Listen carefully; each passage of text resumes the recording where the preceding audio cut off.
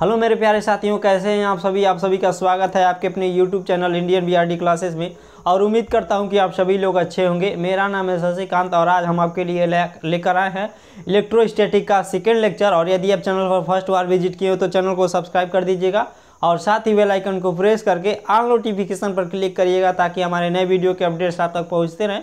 और मैं चाहूँगा कि आप इस क्लास को, इस सेशन को अपने प्यारे भाइयों और बहनों के पास और जहाँ तक हो सके आप शेयर कर दीजिए ताकि सभी विद्यार्थी हमसे कॉपी और पेन लेकर जल्द से जुड़ जाए और क्लास को बिना देरी के स्टार्ट करें। बता दें कि हमने एक लेक्चर ले लिया है और वो प्ले लिस्ट में वीडियो पड़ी है, आप जाकर वहाँ से अच्छे से देख लीजिएगा ताकि इस चैप्टर में आपको कोई भी डाउट ना बचे, क्योंकि डाउट बचेगा तो आपके लिए नुकसानदायक है। आगे की जो भी टॉपिक है आपको अच्छे से समझ में नहीं आएगा। और बता दें कि यह फर्स्ट लेक्चर है जो कि बहुत ही महत्वपूर्ण है। यदि आप इस चैप्टर को अच्छे से समझ नहीं पाते हैं तो आगे के सारे चैप्टर आपको समझने में दिक्कत आएंगी, इसलिए आपसे रिक्वेस्ट है कि आप अच्छे से ध्यान से पढ़िएगा। और मैंने फर्स्ट लेक्चर में आवेश के विषय में चर्चा किया था, आज भी आवेश के विषय में चर्चा करेंगे। उसमें काफ़ी सारी चीज़ें बता दी थी। आज हम देखेंगे कि आवेश के अंदर क्या क्या क्वालिटी पाई जाती है, क्या क्या गुण होते हैं। तो हेडिंग लगाइएगा आवेश के गुण।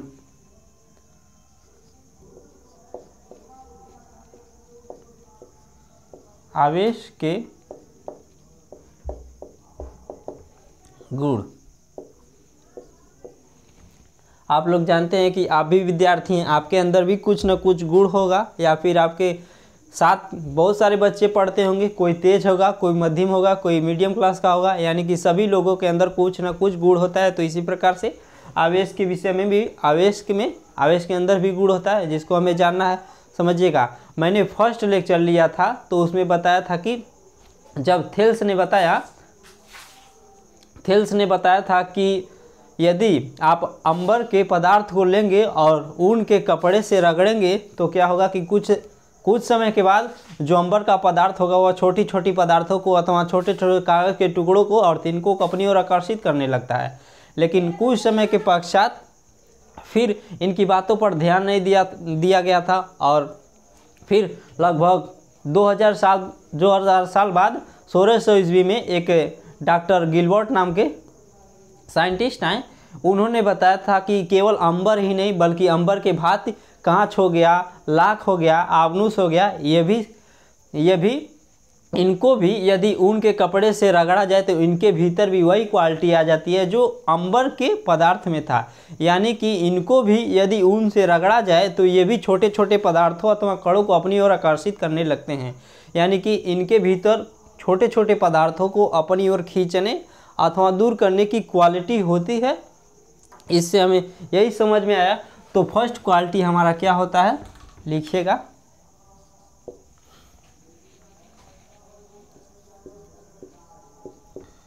समान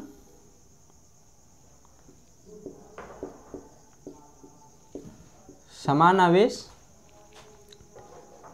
अथवा सजातीय आवेश। सारी चीज़ें मैंने फर्स्ट लेक्चर में बताई है, आप देख लीजिएगा, आपको अच्छे से समझ में आएगा। सजातीय आवेश, सजातीय आवेश के बीच प्रतिकर्षण होता है,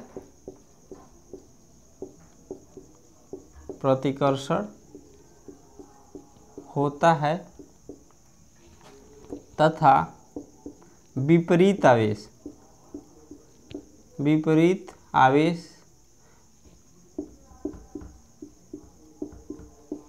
या विजातीय आवेश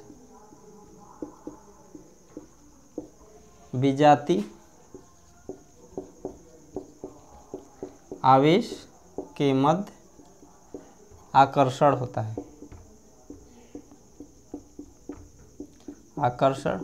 है। इसको मैंने कैसे समझाया था कि जब थेल्स और गिलबर्ट ने बता दिया कि कोई भी पदार्थ लीजिए और आप उसको ऊन पर रगड़िए, जैसे कांच हो गया, लाख हो गया, तो कुछ समय के पश्चात उनके अंदर ऐसी क्वालिटी उत्पन्न हो जाती है जो छोटे छोटे कागज़ के टुकड़ों अथवा तिनकों को अपनी ओर आकर्षित करते हैं या फिर कुछ को छोड़ देते हैं जो प्रतिकर्षित हो जाते हैं। फिर बताया गया कि आवेश दो प्रकार के होते हैं, जिसके लिए मैंने एग्जाम्पल लिया था। आप दो कांच की छड़ लीजिए जिसको ऊन से रगड़िए और दोनों को जब एक पास लेकर आते हैं तो क्या होता है कि प्रतिकर्षित हो जाते हैं, अर्थात दोनों कांच दूर दूर हो जाते हैं। फिर बताया था कि आबनूस का आप दो छड़ लीजिए जिसे बिल्ली की खाल से आप रगड़िए, वह भी आवेशित हो जाएंगी, लेकिन जब उनको एक पास लेकर आएंगे तो दोनों प्रतिकर्षित हो जाएंगे। होता कि मैं कि दोनों कांच की छड़ों को आपने रेशम के ऊन से रगड़ा था तो उस पर एक प्रकार का आवेश मिला। और फिर समझिए, जो लाख का वृक्ष आबनूस का हम छड़ लेंगे उसको बिल्ली की खाल से रगड़ेंगे तो उन दोनों छड़ों पर एक प्रकार का आवेश होगा। जैसे मान लीजिए कांच की दो छड़ें हमने ले लिया, अब इसको हम रगड़ेंगे ऊन से या कहिए रेशम से, तो इन दोनों छड़ों पर जो आवेश उत्पन्न होगा एक समान होगा। और जैसे मान लीजिए हमने कोई टुकड़ा ले लिया, पदार्थ ले लिया और उसको आबनूस, मान लीजिए ये कांच है, हमारा कांच है और ये हमारा आबनूस है, आबनूस, और इसको बिल्ली की खाल से हमने रगड़ा था, बिल्ली की खाल से।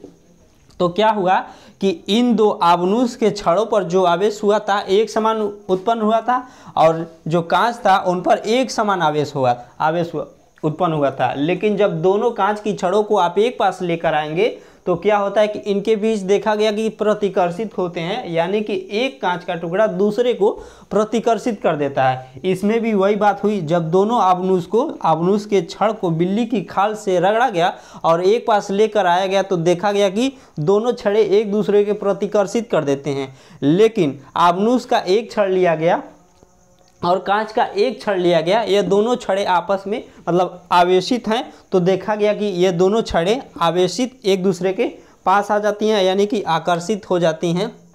तो वहीं से यह नियम निकला कि समान आवेश के बीच अथवा सजाती आवेशों के मध्य प्रतिकर्षण होता है और विपरीत प्रकार के आवेशों के मध्य आकर्षण होता है। यह एक आवेश की क्वालिटी है और उम्मीद करता हूँ कि आप सभी लोग अच्छे से समझ गए होंगे।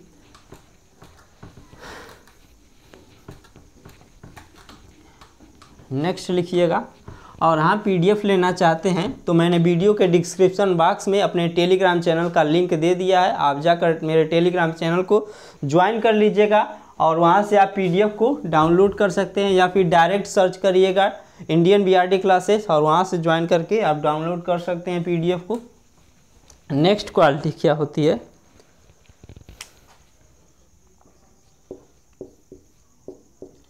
आवेश बिना द्रव्यमान का नहीं होता है। समझिएगा, आवेश बिना द्रव्यमान का नहीं होता है, जबकि द्रव्यमान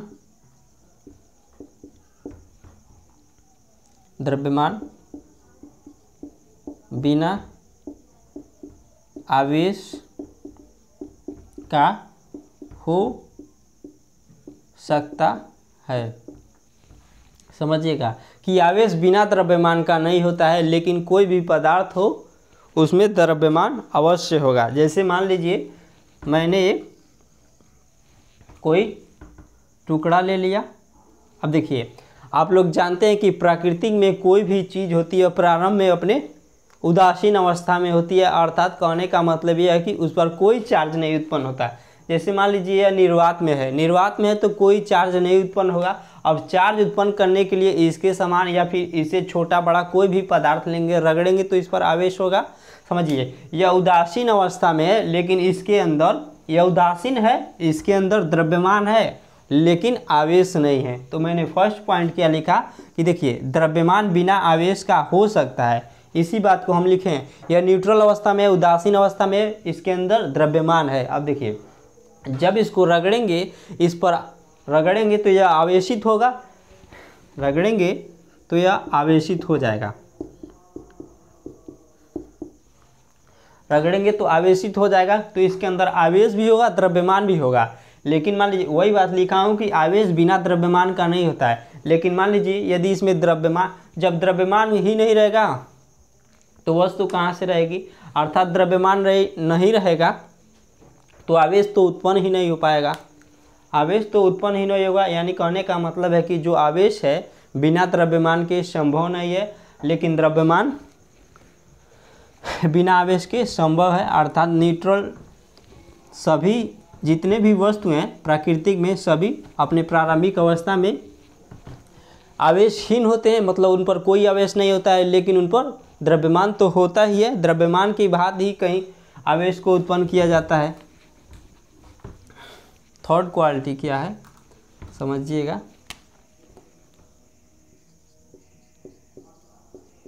आवेश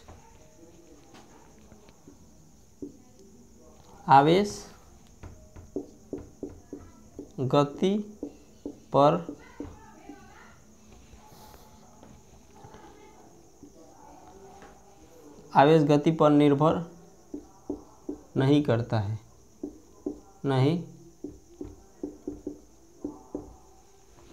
करता है। आवेश का मान गति पर निर्भर नहीं करता है, जबकि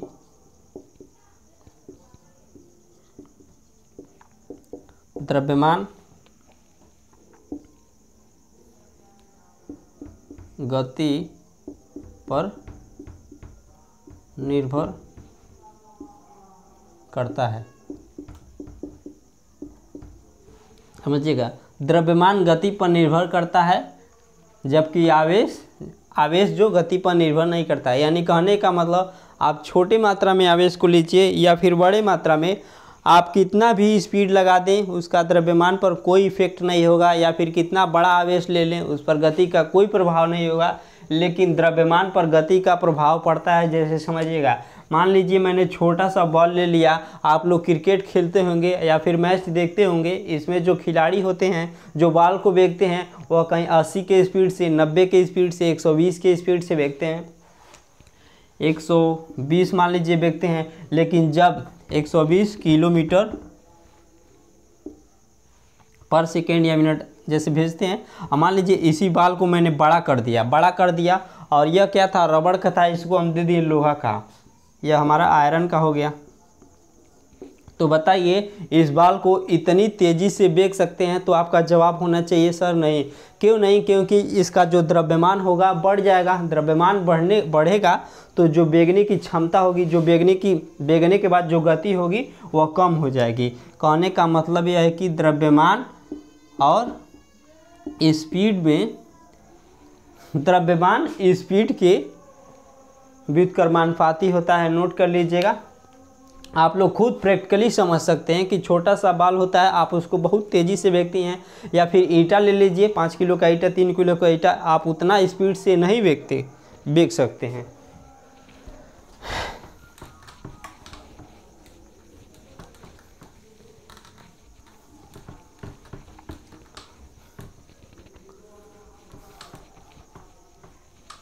अब समझिए चौथा पॉइंट क्या है हमारा,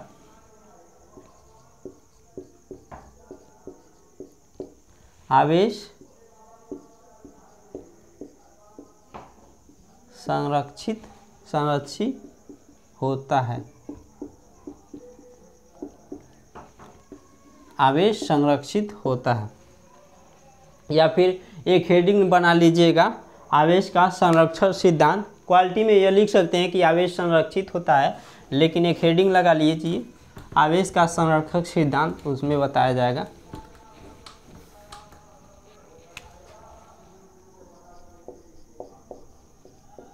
आवेश का संरक्षण सिद्धांत।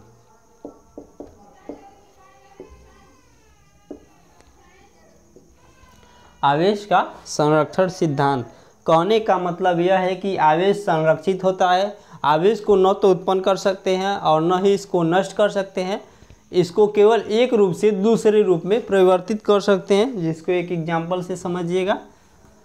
जैसे मान लीजिए सोडियम हमने ले लिया, सोडियम का परमाणु क्रमांक 11 होता है, आप सभी लोग जानते हैं। इसको जब भरना होता है इसकी कक्षाओं में तो कैसे भरते हैं, 2, 8, 1। अब क्लोरीन ले लीजिए, क्लोरीन का परमाणु क्रमांक 17 होता है, इसको कैसे भरते हैं, 2, 8 और 7। जो 1 है वो हमारे बाहरी कक्षा का इलेक्ट्रॉन है, यहाँ पर जो 7 है बाहरी कक्षा का इलेक्ट्रॉन है। अब समझिएगा, इलेक्ट्रॉन पर आवेश लाने के लिए क्या होता है, इलेक्ट्रॉन पर कैसे आवेश आएगा। देखिए, एक इलेक्ट्रॉन है, इसमें 7 इलेक्ट्रॉन चाहिए तभी तो यह प्रबल हो सकता है। देखिए, इलेक्ट्रॉन क्या करता है, अपने आप को प्रबल बनाने के लिए एक इलेक्ट्रॉन 7 इलेक्ट्रॉन कभी खींच नहीं सकता, इसलिए सोडियम क्या करता है कि एक इलेक्ट्रॉन खुद को अपनी कक्षाओं से निकाल देता है, और जब निकाल देता है तो सोडियम पर एक प्लस चार्ज उत्पन्न हो जाता है। और देखिए, क्लोरीन है, इसको अपना अष्टक पूरा करने के लिए एक इलेक्ट्रॉन चाहिए, 7 इलेक्ट्रॉन मिलकर एक इलेक्ट्रॉन को खींच लेते हैं और खींचकर अपने आप में मिला लेता है और इसका अष्टक पूरा हो जाता है और फिर इस पर एक चार्ज उत्पन्न हो जाता है Cl- का।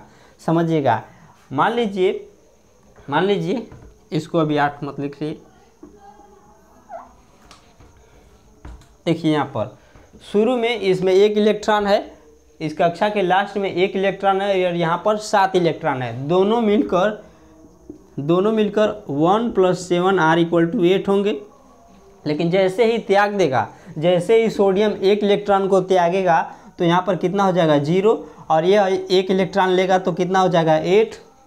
अब जोड़िए कितना होगा, 0 + 8 r = 8। शुरू में भी हमारे पास लास्ट कक्षाओं का दोनों का योग देखें तो 8 है, फिर बाद में भी जब आवे, देखिए यह न्यूट्रल अवस्था में थे, न्यूट्रल अवस्था में था तब भी हमारा 8 है। लेकिन देखिए, जब एक इलेक्ट्रॉन सोडियम त्याग दिया तो यहाँ पर 0 बच गया और इसके पास एक आवेश उत्पन्न हो गया, और यहाँ पर एक आवेश या क्लोरीन ग्रहण किया तो इसके पास भी एक नेगेटिव आवेश उत्पन्न हो गया। बाद में जब दोनों को जोड़ा गया तब भी देख रहे हैं आवेशों की कुल मात्रा है 8 है, जो कि प्रारंभिक के इक्वल था। यानी कहने का मतलब यहाँ पर देखिए, न तो आवेश बढ़ा है और न ही कम हुआ है। तो इस प्रकार से कह सकते हैं कि आवेश को न तो उत्पन्न किया जा सकता है और न ही इसको नष्ट किया जा सकता है, केवल इसको एक रूप से दूसरे रूप में परिवर्तित किया जा सकता है। जैसे समझिएगा, पहले आइंस्टीन के सिद्धांत के पहले यह माना जाता था कि द्रव्यमान और ऊर्जा के बीच में कोई संबंध नहीं है, दोनों अलग अलग चीज़ें हैं। लेकिन जब आइंस्टीन ने एक नियम दे दिया E = mc², तब क्या कहा जाने लगा कि द्रव्यमान और ऊर्जा दोनों एक ही रूप हैं, अर्थात द्रव्यमान और ऊर्जा एक सिक्के के दो पहलू हैं। द्रव्यमान को ऊर्जा में और ऊर्जा को द्रव्यमान में कन्वर्ट किया जा सकता है। तो उसी प्रकार से इसको समझ सकते हैं कि आवेश को न तो उत्पन्न किया जा सकता है और न ही नष्ट किया जा सकता है, केवल उसको एक रूप से दूसरे रूप में चेंज किया जा सकता है। और आवेश तो कोई वस्तु नहीं है जिसे आप मार्केट से 1 रुपया के भाव से 10 रुपये के भाव से खरीद लेकर आएंगे। देखिए, जब खरीद नहीं लेकर आएंगे, खरीदेंगे कैसे, जब कोई बनाकर बेचेगा तब जाकर आप खरीद सकते हैं, या फिर अपने बनाकर बेच सकते हैं। जो चीज़ें बना नहीं सकते आप उसको कभी नष्ट नहीं कर सकते हैं। उम्मीद करता हूं कि आप सभी लोग अच्छे से समझे होंगे। इसी को बोला जाता है कि आवेश का संरक्षण सिद्धांत, यानी कि आवेश को न तो उत्पन्न किया जा सकता है और न ही नष्ट किया जा सकता है, केवल उसको एक रूप से दूसरे रूप में कन्वर्ट किया जा सकता है। आप लोग मेरी बातों को अच्छे से सुनिएगा, जो मैं बोलता हूँ सारा चीज़ उसी में है। यदि मेरी लेक्चर को अच्छे से समझ लेते हैं, जो मैं बोलता हूँ उस पर ज़्यादा ध्यान दीजिएगा, क्योंकि उसी में सारा चीज़ है। लिखवाता कम हूँ, आपको ज़्यादा से ज़्यादा मात्रा में समझना चाहिए। और नेक्स्ट हेडिंग लिखिएगा, आवेश का क्वांटम प्रकृति अर्थात क्वांटमीकरण।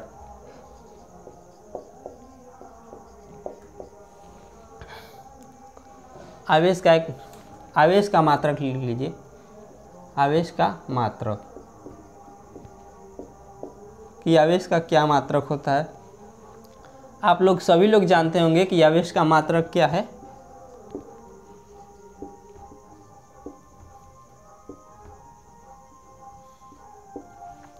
आवेश का देखिए एम्पियर सेकेंड आवेश का मात्रक होता है। आवेश बराबर होता है क्या,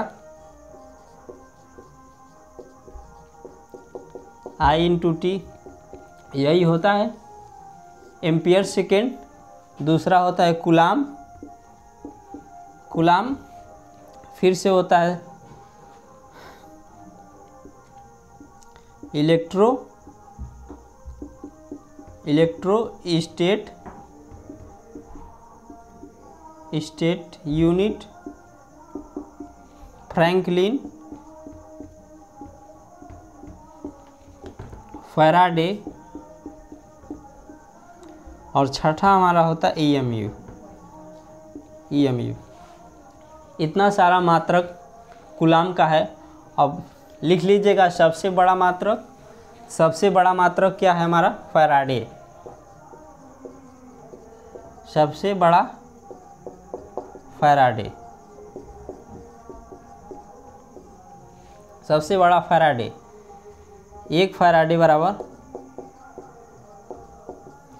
बराबर 96,500 कूलाम। याद कैसे रखेंगे? 96,000 एक फैराडे बराबर 96,500 कूलाम। याद कैसे रखेंगे? देखिए आप, जो पहले वाली मोबाइल आती थी, पहले वाली तो छोटी सी होती थी, उसमें क्या होता था कि केवल बात हो सकती थी, या फिर पहले ऐसा चीज़ होता था कि तार भेजा जाता था। लेकिन अब जो मोबाइल आया है उसे एक ही मोबाइल है, आप उससे Google, Facebook, Insta, WhatsApp, message, video calling सारे चीज़ कर सकते हैं। यानी कि आज का जो मोबाइल है वह कहीं 5 से मान लीजिए 5-6 मोबाइल था पहले का, और आज एक ही मोबाइल उनके बराबर तुलना कर सकता है, हालांकि उनसे ज़्यादा भी काम कर सकता है।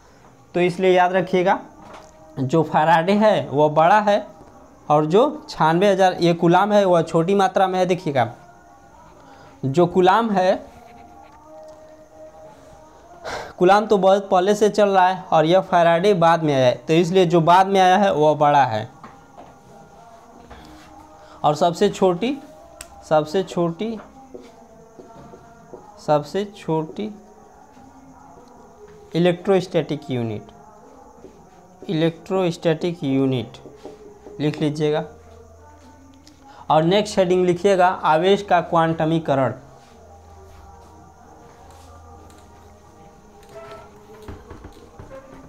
आवेश का क्वांटमीकरण।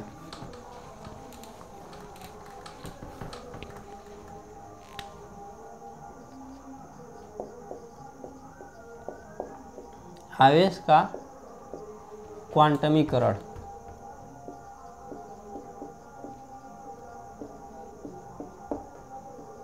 या फिर क्वांटम प्रकृति भी लिख सकते हैं। आवेश का क्वांटमीकरण। क्वांटमीकरण का मतलब इंटीजर से है, यानी कि पूर्णांक से। कहने का मतलब यह है कि आवेश एक ऐसा आवेश, इलेक्ट्रॉन पर पाया जाने वाला जो आवेश होता है सबसे छोटा कण होता है। आप लोग जानते हैं कि इलेक्ट्रॉन सबसे छोटा कण है, लेकिन इस संसार में इलेक्ट्रॉन से भी छोटे छोटे कण की खोज हो चुका है। देखिए एक इलेक्ट्रॉन पर जो पाया जाता है आवेश 1.6, एक इलेक्ट्रॉन पर पाया जाने वाला जो आवेश होता है 1.6 इंटू 10⁻19 कूलाम होता है एक इलेक्ट्रॉन पर पाए जाने वाले आवेश। और कहा जाता है कि इलेक्ट्रॉन पर जो पाया जाता आवेश वह सबसे छोटा होता है। लेकिन समझिएगा, और यह जो आवेश इस पर पाया जाता है वह किसी पर डिपेंड नहीं करता है, अर्थात अनिर्भर होता है। लेकिन वर्तमान युग में इससे इलेक्ट्रॉन से भी छोटे छोटे कण का खोज हो चुका है, जिनका आवेश इससे भी कहीं छोटा होता है, यानी कि आधा होता है। लेकिन वो जो कण होते हैं वह किसी न किसी चीज़ पर डिपेंडेंट होते हैं, तो उनको नहीं जानना है। आप लोग केवल जानिए कि इलेक्ट्रॉन पर पाया जाने वाले जो आवेश होता है वह सबसे छोटा होता है। क्या होता है 1.6 इंटू 10⁻19 कूलाम। आप समझिए, आवेश को मान लीजिए आप मार्केट गए कलम लेने के लिए, और कहें कि भैया एक कलम दे दीजिए, एक कलम दे देगा। कहेंगे 2 कलम दे दीजिए, 2 पीस कलम दे देगा। और फिर कहेंगे, मान लीजिए कह दिए कि 1.5 पीस दे दीजिए, तो कभी देगा नहीं। 2.5 पीस दे दीजिए तो कभी तोड़ कर देगा नहीं आपको। यानी कहने का मतलब आपको एक ही पीस मिलेगा, या फिर 2 पीस या फिर 3 पीस, आप जितना ले लीजिए। आपको एक फिक्स संख्या मिलेगी पेन। जैसे मान लीजिए वो 1 मिल सकता है, 2, आप जितना मांगेंगे उतना पेन आपको मिलेगा। जैसे 1 2 3 आप कह दें कि 1.5 पेन दे दीजिए, 2.5 पेन दे दीजिए, 3.5 पेन दे दीजिए, तो आपको कभी देगा नहीं। कहने का मतलब आवेश के क्वांटम प्रकृति से मेरा मतलब यही है कि आवेश को आप एक फिक्स संख्या में ही ले सकते हैं, अर्थात दे सकते हैं। आवेश को आप केवल एक फिक्स संख्या में ले सकते हैं। कहने में का मतलब यह है कि आवेश को आप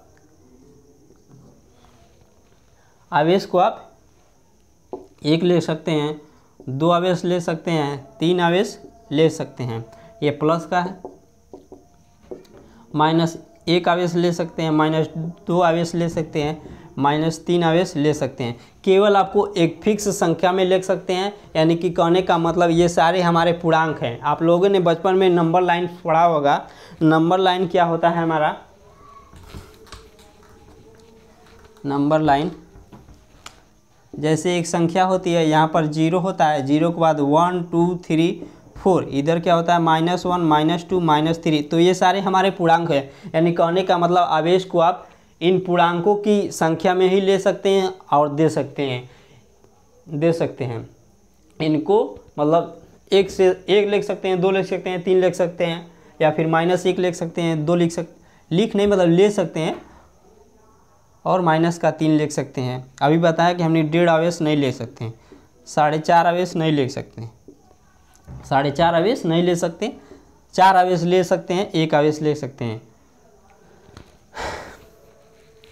आवेश का क्वांटमीकरण मतलब आवेश को आप एक पूर्ण संख्या या फिर अपूर्णांक के रूप में ले सकते हैं अथवा दे सकते हैं। उम्मीद करता हूं कि आप सभी लोग समझे होंगे।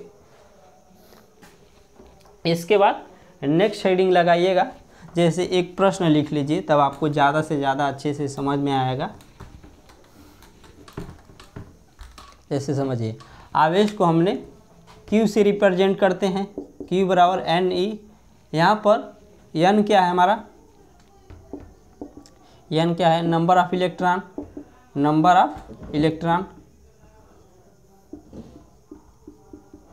इलेक्ट्रॉनों की संख्या। E क्या है? 1 इलेक्ट्रॉन पर आवेश, 1 इलेक्ट्रॉन पर आवेश। Q क्या है हमारा? आवेश की मात्रा, Q हमारा आवेश है। जैसे मान लीजिए मैंने एक प्रश्न दे दिया,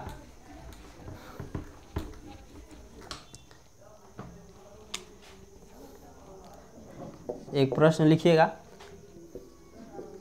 क्या किसी बॉडी को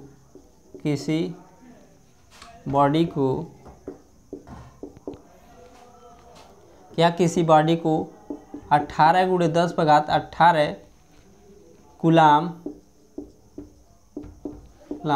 आवेश दे सकते हैं?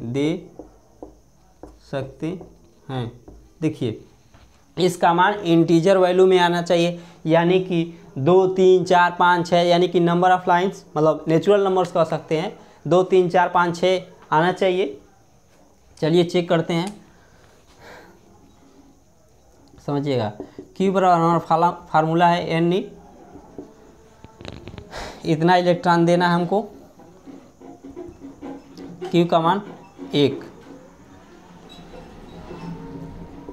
N का मान हमको निकालना है। E का मान कितना होता है? 1.6 इंटू 10⁻⁻19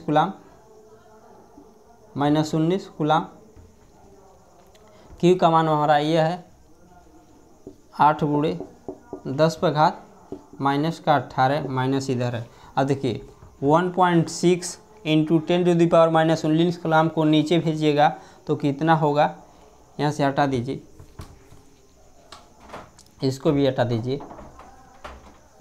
1.6 इंटू 10⁻⁻19 कूलाम बाद में लिखेंगे। देखिए 19 यहाँ पर माइनस में है, आप इसको ऊपर भेज देंगे तो क्या होगा, यहाँ पर लिख दे रहे हैं -8 इंटू 10⁻−18 है। यह माइनस है, ऊपर में जाएगा तो प्लस में हो जाएगा, 10 गुणे 10 पे पावर 19 हो जाएगा और डिवाइडेड बाई 1.6। अब देखिए यहाँ पर प्लस है और यहाँ पर माइनस है तो घट कर 10 हो जाएगा, यानी कि बराबर -8 इंटू 10 डिवाइडेड बाई 1.6 बराबर -80 हो गया। 1.6 इसको हटाएंगे पॉइंट, यहाँ पर 0 होगा और 16 से भाग देंगे, माइनस का 25 इलेक्ट्रॉन आ रहा है, माइनस का 50 इलेक्ट्रॉन। कहने का मतलब यह है कि देखिए 50 इलेक्ट्रॉन आ गया। 50 इलेक्ट्रॉन क्या है, यह एक पूर्णांक है, आप और बताया कि आवेश को आप केवल पूर्णांक के रूप में ले सकते हैं अथवा दे सकते हैं। देखिए 50 है तो इसका आंसर आएगा हाँ कि हम किसी बॉडी को इतना कूलम आवेश दे सकते हैं। और यदि इसका मान लीजिए 50.5 आ जाता, 50.5 तो 50 तो आप दे सकते हैं, लेकिन इस आधे को आप दे नहीं सकते। कहने का मतलब आवेश एक छोटी वैल्यू है जिसको आप एक अनिश्चित रूप में और टुकड़ा नहीं किया जा सकता।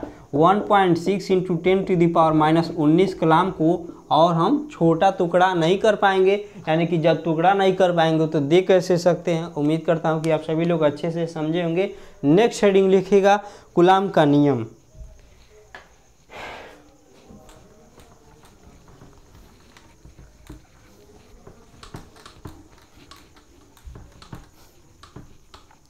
कूलम का नियम।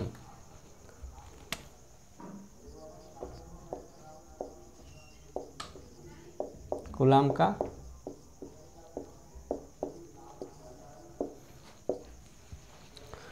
का नियम।